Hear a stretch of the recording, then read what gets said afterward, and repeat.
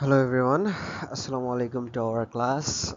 This is the second class of your BAS 172 course, coming up with chapter 2, which is organizing and graphing data. So here we get to learn about how to organize your data and how to graph your data. So the first slide here, you can see an example, opening example. Secondly, what is actually organizing or graphing data? If you want to know that, you have to first get to know about raw data. What is raw data? Data are recorded in a sequence in which they are collected and before they are processed or ranked are called raw data.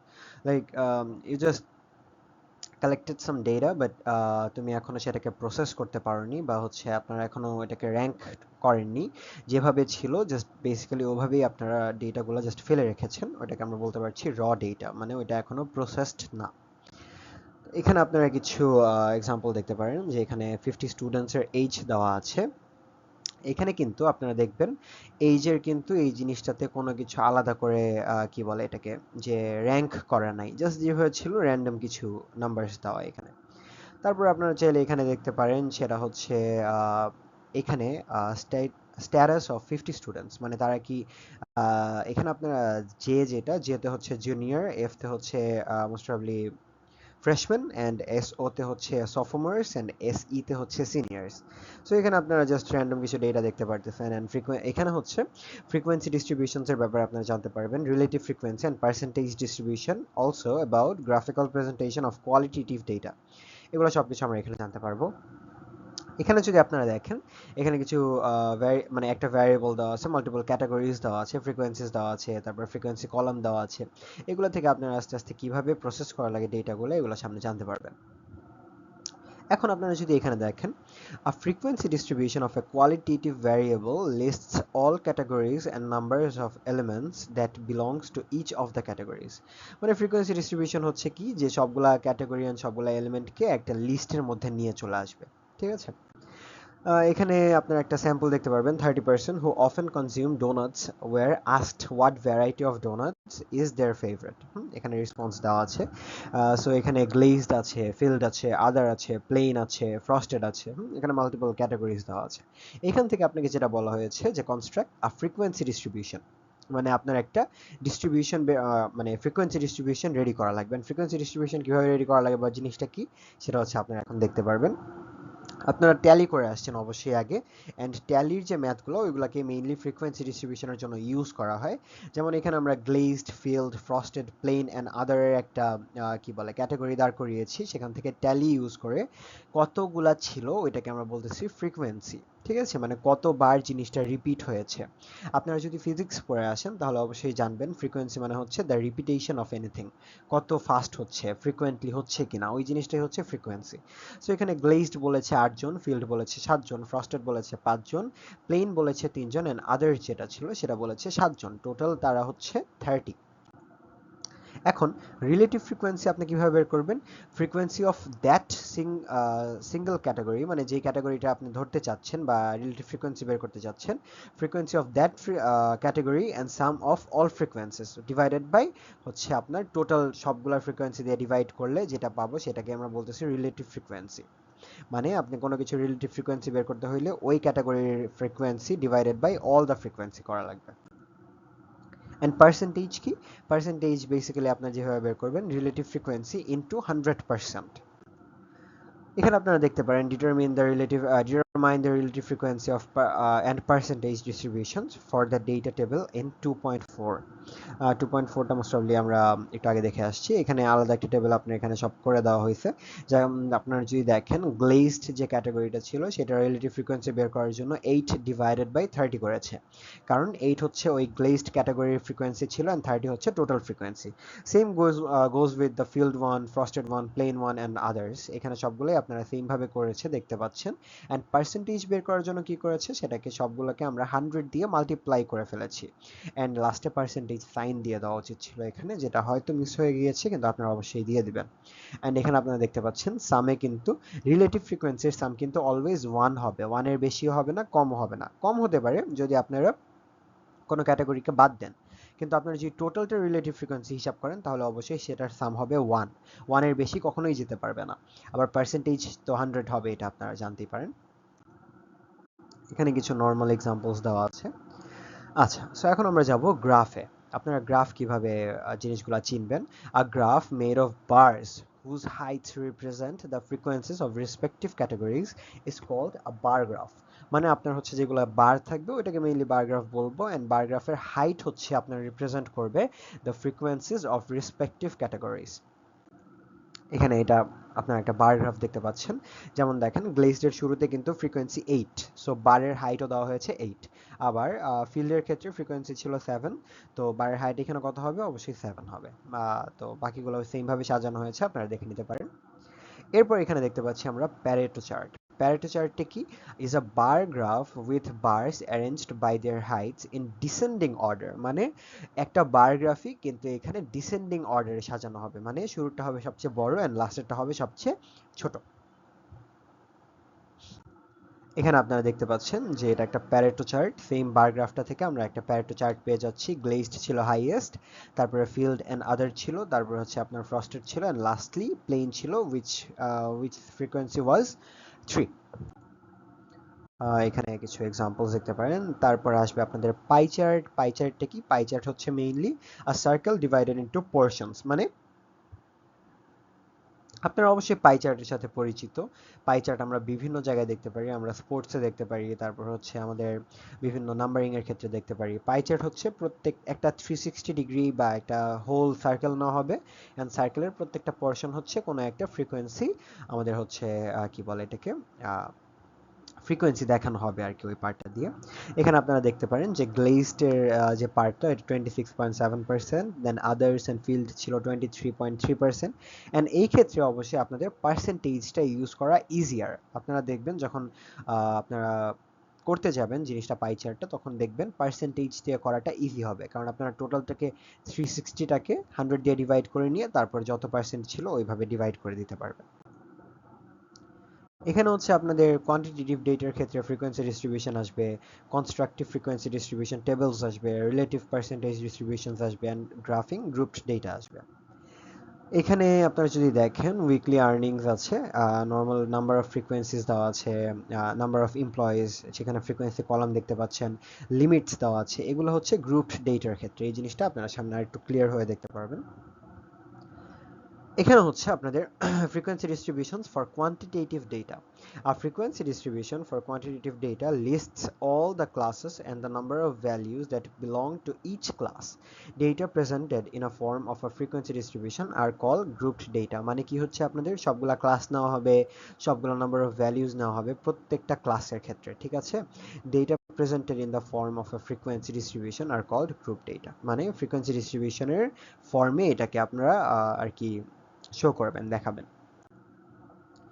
Finding class with. এখানে আপনারা কি করবেন, যখন group ডেটার ক্ষেত্রে অবশ্যই class উইথটা আমাদের লাগবে, মানে কতটা আর কি ওয়াইড ক্লাসটা, রেঞ্জটা কতটুকু। সো এটা আপনারা কিভাবে বের করবেন?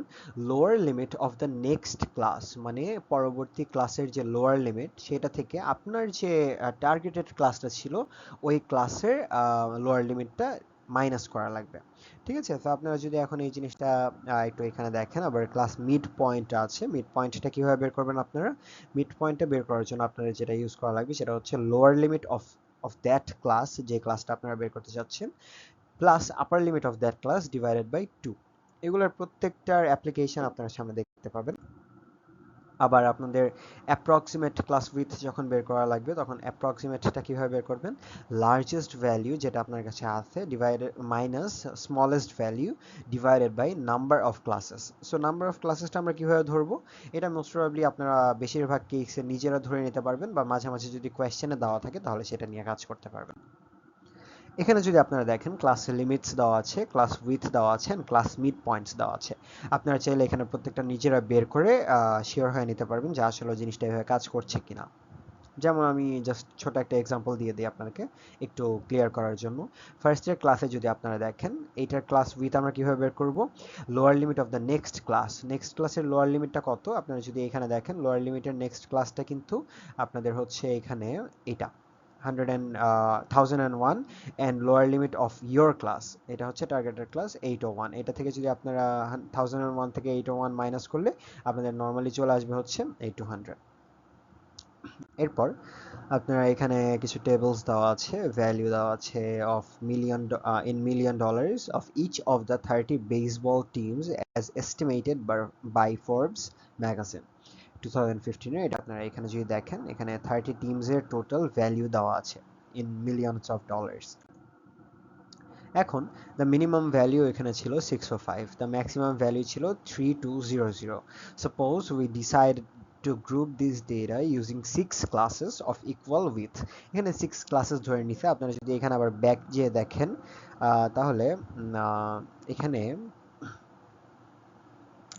আচ্ছা নেভার মাইন্ড, এখানে যদি আপনারা দেখেন প্রত্যেকটা টিমের জন্য ট্যালি করে আপনারা 6 ক্লাস বের করে নিলেন। এখন আপনারা জানেন যে প্রত্যেকটা ক্লাস উইথ কত হবে। সো ওই উইথ অনুযায়ী আপনারা এখন এখানে একটা চার্টের মতো সাজিয়ে নিলেন। সো দেখেন 601 থেকে 1050 পর্যন্ত ধরা হয়েছে, তারপর 1051 থেকে 1500 পর্যন্ত ধরা হয়েছে। তারপর এখানে আপনারা ট্যালি করে প্রত্যেকটা নাম্বার অফ টিমসের জন্য ফ্রিকোয়েন্সি বের করে নিলেন। এখন ফ্রিকোয়েন্সি বের করে নেক্সট আপনাদের যে কাজটা হবে সেটা হচ্ছে রিলেটিভ ফ্রিকোয়েন্সি বের করা। এখন রিলেটিভ ফ্রিকোয়েন্সিটা কিভাবে বের করতে হয় সেটা আমরা জানি, সেখান থেকে আপনারা পার্সেন্টেজও বের করে নিতে পারবেন। সো আপনাদের কাছে এখন সবকিছু ইনফরমেশন আছে, এই ইনফরমেশন ইউজ করে আপনারা চাইলে এখন বার গ্রাফ দাঁড় করাতে পারেন, প্যারেটো চার্ট দাঁড় করাতে পারেন, তারপর হচ্ছে পাই চার্ট দাঁড় করাতে পারেন, সবকিছুই করা যাবে এখন এখানে। আর একটু ক্লিয়ার হওয়ার জন্য আপনারা এটাও দেখে নিতে পারেন। তারপর চলে আসবে আপনাদের histogram. What is a histogram? একটা হিস্টোগ্রাম হচ্ছে is a graph in which classes are marked on the horizontal axis and the frequencies relative frequencies or percentages are marked on the vertical axis. এটা আপনারা graph যখন আগে graph chart করে আসছেন, এই জিনিসগুলো আপনাদের কাছে ক্লিয়ার হওয়া উচিত। তারপর আমরা যদি আরেকটু ক্লিয়ার হওয়ার জন্য বলি, দেখেন এখানে আপনাদের একটা অ্যাক্সিসে দেওয়া আছে ভ্যালু, আরেকটা অ্যাক্সিসে দেওয়া আছে ফ্রিকোয়েন্সি, অথবা পার্সেন্টেজও নিতে পারতেন অথবা রিলেটিভ ফ্রিকোয়েন্সিও নিতে পারতেন, যেটা আপনাদের সুবিধা হয় এখানে। আচ্ছা, এখানে আপনারা পার্সেন্টেজের যে ব্যাপারটা দেখলেন, এখানে ভ্যালু থেকে পার্সেন্টেজ দিয়েও করা হয়েছে। সরি, এখানে কিছু আপনাদের বেসিক এক্সাম্পলস দেওয়া আছে। A graph formed by joining the mid points of the tops of successive bars in histogram with straight lines is called a polygon। মানে আপনারা যদি এখন হিস্টোগ্রামসের মিড পয়েন্টসের টপস যে জায়গাগুলো ছিল এগুলো কানেক্ট করে দেন একটা নর্মাল লাইন দিয়ে বা স্ট্রেট লাইন দিয়ে, তাহলে আপনারা যে ড্রয়িংটা পাবেন বা যে গ্রাফটা পাবেন সেটাকে আমরা বলতে পারি পলিগন। সো এখানে আপনারা যদি দেখেন, এখানে প্রত্যেকটার মিড পয়েন্ট যে ছিল, টপ মিড পয়েন্টগুলো, এগুলোকে কানেক্ট করে আপনাদের একটা হিস্টোগ্রাম ক্রিয়েট হয়েছে এখানে। অ্যান্ড হিস্টোগ্রামটা বেশিরভাগ ক্ষেত্রে 0 থেকে স্টার্ট করা লাগে আপনাদের। এই ক্ষেত্রে আপনারা ফ্রিকোয়েন্সির ওই কার্ভটা দেখতে পারবেন। Based on the information collected by Petroleum Institution, and এখানে আপনাদের একটা মানে 50 ইনফরমেশনস দেওয়া আছে বিভিন্ন জায়গার গ্যাসোলিন ট্যাক্সের উপর। Construct a frequency distribution table. এখানে আপনাদের ফ্রিকোয়েন্সি ডিস্ট্রিবিউশন টেবল কনস্ট্রাক্ট করা লাগবে। Calculate the relative frequencies and percentages for all classes. মানে আপনাদের কি কনস্ট্রাক্ট করা লাগবে? একটা distribution table, then you have to calculate the relative frequencies and the percentages for all classes. ঠিক আছে? সো আপনারা যদি এখানে দেখেন, শুরুতে কি করা লাগবে? অ্যাপ্রক্সিমেট উইথটা আমাদের বের করে নেওয়া লাগবে। সেটা হচ্ছে হাইয়েস্ট পয়েন্ট থেকে লোয়েস্ট পয়েন্টটা আমরা মাইনাস করব। দেন মাইনাস করে সেখান থেকে আমরা নাম্বার অফ ক্লাসেস দিয়ে সেটাকে ডিভাইড করলে যে নাম্বারটা আসবে সেটা হচ্ছে আমাদের approximate width of class. And আপনারা সবসময় মনে রাখবেন, যদি ধরেন এখানে দেখেন আপনার আসছে 8.06, এই ক্ষেত্রে আমরা অবশ্যই 9 নিব। কোন একটা নাম্বার যদি পারফেক্টলি একদম রাউন্ড নাম্বার চলে আসে তাহলে সেটা নিব, কিন্তু ওইটার যদি 0.000001ও বেশি আসে তাহলে আমরা নেক্সট নাম্বারটা নিয়ে নিব। তাহলে এখানে আপনারা দেখেন একদম 27 থেকে স্টার্ট করে 27 টু লেস দেন 36, মানে 36 এর আগ পর্যন্ত নেওয়া হয়েছে। দেন 36 টু লেস দেন 45, যেহেতু এখানে আপনাদের কি বলে এটাকে ডেসিমালস ছিল, এই কারণে এভাবে লেস দেন দিয়ে লেখা হয়েছে যে 36 এর একদম আগ পর্যন্ত। সো এখানে আপনাদের ফ্রিকোয়েন্সি এন্ড রিলেটিভ ফ্রিকোয়েন্সি বের করা আই হোপ কোনো প্রবলেম হওয়ার কথা না। তারপর আপনারা চাইলে এই জিনিসগুলো আগে থেকে আরেকবার একটু রিপিট করে নিয়ে এসে দেখলে আরো ক্লিয়ার হয়ে যাবে। এখানে দেখেন, the administration in a large city wanted to know the distribution of vehicles owned by households in that city. So এখানে 40% একটা স্যাম্পল দেওয়া আছে, হাউস হোল্ডস মানে households from this city produce the following data of numbers of vehicles own, মানে প্রত্যেকটা বাসায় আপনার কতগুলো করে গাড়ি ছিল এমন ব্যাপার একটা। সো এখানে আপনাদের একটা ফ্রিকোয়েন্সি টেবিল যদি দাঁড় করাতে চান তাহলে কি করতে হবে, ভেহিকলস ওনের প্রত্যেকটা নাম্বার নিয়ে নিব, আমরা ক্যাটাগরি ধরে নিব, দেন সেটা থেকে কতগুলো করে আছে সেটার একটা ফ্রিকোয়েন্সি দাঁড় করায় দিলেই দেখবেন আপনাদের মানে এখানে ফ্রিকোয়েন্সি ডিস্ট্রিবিউশনটা দাঁড়ায় যাবে। এরপর সেখান থেকে একটা বার গ্রাফ ক্রিয়েট করতে পারেন আপনারা চাইলে, যেটা এখানে দেখা দেওয়া হয়েছে। এখন আপনাদের হচ্ছে যে পার্টটা সেটা মোটামুটি ইম্পর্টেন্ট একটা জিনিস, সেটা হচ্ছে accumulative frequency distribution gives the total number of values that fall below the upper boundary of each class, মানে প্রত্যেকটা ক্লাসের আপার বাউন্ডারির নিচে প্রত্যেকটা নাম্বার একটা কিউমুলেটিভ ফ্রিকোয়েন্সি ডিস্ট্রিবিউশনের আন্ডারে পড়ে। আমি বুঝতে পারতেছি জিনিসটা এখন অত ক্লিয়ার না, কিন্তু আপনারা সামনে গেলে আরেকটু ক্লিয়ার হয়ে যাবে ব্যাপারটা। যেমন দেখেন, আপনারা যদি এখানে দেখেন ভ্যালিউ অফ আ টিম দেওয়া আছে, নাম্বার অফ টিমস দেওয়া আছে। এখন এটা হচ্ছে নর্মাল ফ্রিকোয়েন্সি। আপনাদের কিউমুলেটিভ ফ্রিকোয়েন্সির ক্ষেত্রে কি হবে, সেটা হবে প্রত্যেকটা ফ্রিকোয়েন্সিকে তার নেক্সট ফ্রিকোয়েন্সির সাথে অ্যাড করে আমরা যেটা পাবো সেটা হচ্ছে ওই টার্গেটেড গ্রুপটার কিউমুলেটিভ ফ্রিকোয়েন্সি। যেমন আপনারা দেখেন এখানে কিন্তু ফার্স্ট ক্লাসের ফ্রিকোয়েন্সি ছিল 16, সেকেন্ড ক্লাসের ফ্রিকোয়েন্সি ছিল 9, কিন্তু এখানে কিউমুলেটিভ ফ্রিকোয়েন্সিটা কত হবে, আগের ক্লাসের ফ্রিকোয়েন্সি প্লাস আপনার প্রেজেন্ট ক্লাসের ফ্রিকোয়েন্সি। সো এখানে 16 plus 9 which is 25। Then again আপনার যদি থার্ড ক্লাসে আপনারা চান তাহলে 25 প্লাস 1, কেন, কারণ 1 ছিল আপনার নেক্সট যে ফ্রিকোয়েন্সি সেটা। সো এভাবে দেখবেন প্রত্যেকটা ফ্রিকোয়েন্সির সাথে আপনার কিন্তু অ্যাড করে দেওয়া হয়েছে। এটাকে বলা হয় কিউমুলেটিভ ফ্রিকোয়েন্সি। কিউমুলেটিভ ফ্রিকোয়েন্সিটা কিভাবে বের করবেন, কিউমুলেটিভ রিলেটিভ ফ্রিকোয়েন্সিটা কিভাবে বের করবেন, cumulative frequency of a class divided by total observations in that data set. আগের মতোই কিউমুলেটিভ ফ্রিকোয়েন্সি নেবেন ডিভাইডেড বাই টোটাল অবজারভেশনস দিয়ে করলে আপনার রিলেটিভ ফ্রিকোয়েন্সিটা বের হয়ে আসবে, মানে কিউমুলেটিভ রিলেটিভ ফ্রিকোয়েন্সি যেটা। আবার কিউমুলেটিভ পার্সেন্টেজ কিভাবে, কিউমুলেটিভ রিলেটিভ ফ্রিকোয়েন্সি ইনটু 100, আগেরটার মতোই। এখানে চাইলে আপনার এক্সাম্পলগুলো দেখে নিতে পারেন। অ্যান্ড এখানে অবশ্যই লাস্ট ক্লাসটার কিউমুলেটিভ রিলেটিভ ফ্রিকোয়েন্সি সবসময় হবে 1, অ্যান্ড লাস্ট ক্লাসটার কিউমুলেটিভ পার্সেন্টেজ হবে 100। কেন হবে সেটা আপনারা আগের জিনিসগুলো পড়লে ক্লিয়ার হয়ে যাবে। এখন হিস্টোগ্রামের কিছু ডিফারেন্ট শেপস হবে, এই শেপসগুলো আপনাদের লাস্টের কিছু চ্যাপ্টারে খুবই গুরুত্বপূর্ণভাবে কাজে লাগবে। সো একটু অ্যাটেনশন পে করবেন এখানে আপনারা। এখানে মাল্টিপল টাইপস দেওয়া আছে, শেপস দেওয়া আছে, তিনটা দেওয়া আছে এখানে, মানে এই তিনটার ভিতরে একটা হচ্ছে সিমেট্রিক, একটা হচ্ছে স্কিউড, আর একটা হচ্ছে ইউনিফর্ম অর রেক্ট্যাঙ্গুলার। আচ্ছা, সো এখানে তিনটা শেপের ভিতরে ফার্স্টে আপনারা সিমেট্রিক হিস্টোগ্রামের ব্যাপারটা দেখতে পারেন। এখানে দেখেন দুই সাইডে আপনার যে একটা সেন্টার পয়েন্ট নিয়ে নেন, বাকি দুই সাইডে কিন্তু জিনিসটা দেখতে সিমেট্রিক লাগবে, মানে অনেকটা সিমিলার লাগবে, ঠিক আছে। তারপরে আপনারা এখানে হিস্টোগ্রাম স্কিউড টু রাইট দেখতে পারেন, যেটা হচ্ছে লেফট থেকে আস্তে আস্তে রাইটের দিকে নিচে নেমে গেছে, এটাকে বলি আমরা হিস্টোগ্রাম স্কিউড টু রাইট। আবার আপনি যদি রাইট থেকে লেফটের দিকে নেমে যেতে দেখেন তাহলে সেটাকে আমরা বলতে পারি histogram skewed to the left. এখানে ইউনিফর্ম দেওয়া আছে একটা, মানে একদম দেখেন রেক্ট্যাঙ্গুলার মতো দেখতে। তারপর এখানেও আপনারা যদি দেখেন তাহলে এ বি হচ্ছে সিমেট্রিক ফ্রিকোয়েন্সি কার্ভস, কেন, কারণ সেন্টার পয়েন্ট থেকে বাকি দুই সাইডটা কিন্তু সেম। তারপর frequency curve skewed to the right, কারণ কি লেফট থেকে রাইটের দিকে ছোট হয়ে গেছে। Frequency curve skewed to the left, কারণ কি রাইট থেকে লেফটের দিকে ছোট হয়ে গেছে। Changing the scale, truncating the frequency axes, এগুলা আপনার তেমন কোনো ফ্যাকাল্টি খুব ইম্পর্টেন্স দিয়ে দেখায় না কখনো। তো আপনার যদি ইচ্ছা হয় এখান থেকে জাস্ট এমসিকিউর জন্য দেখে রাখতে পারেন। আচ্ছা, এরপর আপনার আসবে স্টেম অ্যান্ড লিভ ডিসপ্লে। সেটা কি, আপনার একটা নাম্বারকে দুই ভাগে ডিভাইড করবেন, দুই ভাগে ডিভাইড করে ফার্স্ট পার্টটা হচ্ছে আপনার স্টেম হিসেবে কাজ করবে, সেকেন্ড পার্টটা লিভ হিসেবে কাজ করবে। সেটা কেমন, সেটা আপনারা এক্সাম্পল দেখলে একটু ক্লিয়ার হয়ে যাওয়ার কথা। এখানে দেখেন তার 30 নাম্বারস দেওয়া আছে, তার মধ্যে একদম ছোট নাম্বার কোনটা দেখেন তো, ছোট নাম্বার হচ্ছে সবচেয়ে 50, এন্ড সবচেয়ে বড় নাম্বার কোনটা সেটা হচ্ছে 98। সো এই আপনারা রেঞ্জটা বের করে নিলেন। সো এখানে যদি আপনারা দেখেন একদম লাস্টের লাইনটা নোটিস করেন যে এখানে we observe from data that the stems for all scores are 5, 6, 7, 8, 9, মানে একদম লেফটের যে ফার্স্ট ডিজিটটা ছিল ওইগুলাকে আমরা স্টেম হিসেবে ধরে নিলাম, অ্যান্ড সেকেন্ড যে ডিজিটগুলো সেগুলোকে আমরা ধরে নিব লিফ হিসেবে। সো আপনারা এখানে যদি দেখেন স্টেম হচ্ছে 5, 6, 7, 8, 9, অ্যান্ড 52 এর জন্য স্টেম ছিল 5 অ্যান্ড 2, যেটা বাকি যে সেকেন্ড ডিজিটটা ওইটা হচ্ছে আপনার লিফ। 75 এর জন্য সেম ভাবে কি 7 and 5। After we have listed all the stems, এখানে স্টেম লিস্ট করার পর আপনার করেসপন্ডিং স্টেমের সাথে জাস্ট লিফগুলো বসাই দিবেন। সো এখানে যদি আপনারা দেখেন আপনারা ওই কোয়েশ্চেনের সাথে মিলাই নিতে পারবেন জিনিসটা, তাহলে একটু ক্লিয়ার হয়ে যাবে। দেন অনেকে আবার ইনক্রিজিং অর্ডারে সাজায়, হেল্প ফর মানে এটা একটা কিছু ম্যাথসে হেল্প হয়ে যায় ব্যাপারটাতে। সো সেটাও আপনারা শিখে নিতে পারবেন ইজিলি। আবার এখানে যদি আপনার মাল্টিপল ডিজিটস থাকে, মানে 2 ডিজিটের উপরে থাকে, তাহলে কি করবেন? তাহলে হচ্ছে 3 ডিজিটসের যেগুলো সেটা হচ্ছে একটা ডিজিট নেবেন স্টেম, অ্যান্ড 4 ডিজিট যেগুলো সেগুলো হচ্ছে 2টা ডিজিট নেবেন স্টেম, বাকিগুলো হবে লিফ। ঠিক আছে? সো এখানে আপনারা ওই সেম ভাবে দেখতে পারেন। এখন যদি আপনারা জানতে চান যে গ্রুপড স্টেম অ্যান্ড লিফ কিভাবে কাজ করে, গ্রুপটির ক্ষেত্রে দেখেন 0 থেকে 2 পর্যন্ত যেখানে নিয়েছে সেটা হচ্ছে 0 হচ্ছে স্টেম অ্যান্ড ওটা লিফ হচ্ছে 6, এরপর একটা স্টার সাইন দিয়ে দিয়েছে। 1 এর জন্য কি কি ছিল 1 7 9, এরপর একটা স্টার সাইন দিয়ে দিয়েছে। 2 এর জন্য কি ছিল 2 and 6, ঠিক আছে শেষ।